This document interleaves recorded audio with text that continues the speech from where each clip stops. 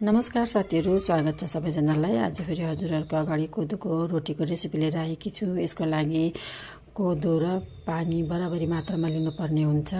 अनि यता कराईमा आधी पेला पानी, अलिकति नुन र अलिकति रातो तेल मिसाएर मजाले उम्लिसकेपछि चाहिँ ग्यास अफ गरेर फेरि पिठो पनि आधी पेला मिसाएर मजाले फिटिसकेपछि चाहिँ एकछिन आधी घन्टाको लागि भनेर छोपेर राखिदिएँ। आधी घन्टा बादमा चाहिँ हातमा अलिकति तेल दलेर चाहिँ मजाले मुछेर मसिनो डल्ला बनाएँ रोटीको लागि। अनि पिठोमा चोप्दै बेल्दाखेरि चाहिँ एकदमै हल्का हातले बेल्नुपर्ने हुन्छ नि त। जोडले बल लगाएर बेल्यो भने चाहिँ टाँसेर च्यातिन्छ है, त्यसो भए यस्तो रोटी राम्रो हुँदैन। अनि यता तावामा दुईपट्टि फर्काएर पकाएँ, बेसी पकाउनु पर्दैन, अघिबाटै लगभग पाकिसकेको छ नि त।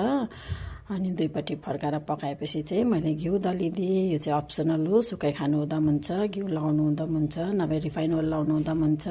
यो छिट्टो सजिलो अनि स्वादिलो रेसिपी हजुरहरूले यसरी नै ट्राई गर्न सक्नुहुन्छ। अनि मेरो भिडियो मन परेमा लाइक, कमेन्ट, सेयर पनि गरिदिनुहोस्। हवस्, धन्यवाद। नमस्कार साथीहरू, स्वागत छ सबैजनालाई। आज फेरि हजुरहरूको अगाडि कोदोको रोटीको रेसिपी लिएर आएकी छु। यसको लागि कोदो र पानी बराबरी मात्रामा लिनुपर्ने हुन्छ।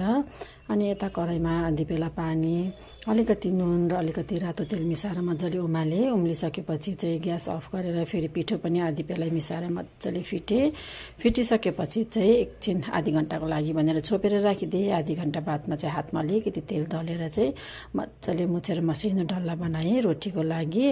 अनि पिठोमा चोप्दै बेल्दाखेरि चाहिँ एकदमै हल्का हातले बेल्नुपर्ने हुन्छ नि त। जोडले बल लगाएर बेल्यो भने चाहिँ टाँसेर च्यातिन्छ है, त्यसो भए यस्तो रोटी राम्रो हुँदैन। अनि यता तावामा दुईपट्टि फर्काएर पकाएँ, बेसी पकाउनु पर्दैन, अघिबाटै लगभग पाकिसकेको छ नि त। अनि दुईपट्टि फर्काएर पकाएपछि चाहिँ मैले घिउ दलिदिएँ। यो चाहिँ अप्सनल हो, सुकाइ खानु हुँदा हुन्छ, घिउ लगाउनु हुँदा हुन्छ, नभए रिफाइन ओइल लगाउनु हुँदा हुन्छ। यो छिट्टो सजिलो अनि स्वादिलो रेसिपी हजुरहरूले यसरी नै ट्राई गर्न सक्नुहुन्छ। अनि मेरो भिडियो मन परेमा लाइक, कमेन्ट, सेयर पनि गरिदिनुहोस्। हवस्, धन्यवाद।